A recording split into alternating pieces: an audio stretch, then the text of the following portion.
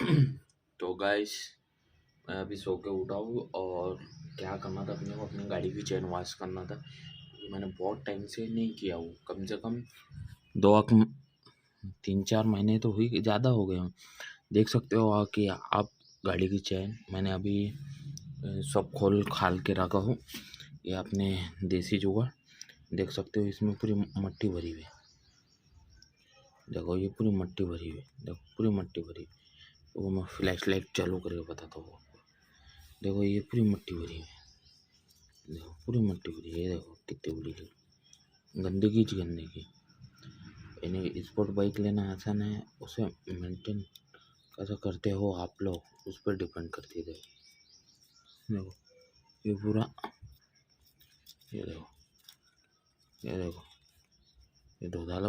देखो ये पूरा गंदगी है, देखो पूरी गंदगी। मैं इसको साफ करता हूँ, थोड़ी देर के बाद मिलता हूँ आपको, ठीक है। देख सकते हो,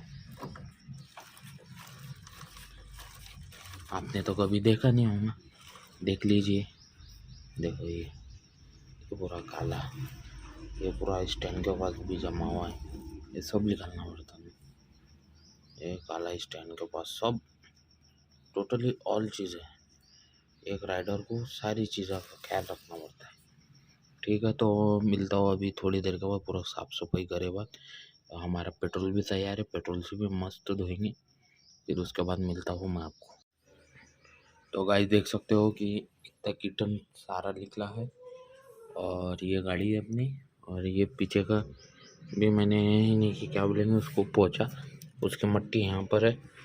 और देख सकते हो कि अभी पूरी क्लीन अप चालू है, यानी कि देख सकते हो पूरे सेंसर के तरफ से ये लकड़ी है, लकड़ी के जैसे उधर से लौटना होता है हमारा, जब हम स्क्रू है।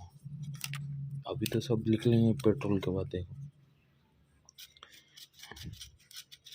ये ऐसा पूरे ऐसी क्लीनिंग होने बाद इसे, यानी कि वापस से पूरा क्लीनिंग करने के बाद और वापस फिट भी करना है। तो ये देखो पूरा चक्का वक्का घुमा लेते, रहवा सहवा जो भी है वो निकल जाता। तो पहले चैन वैन धो के इसमें मोकला करते।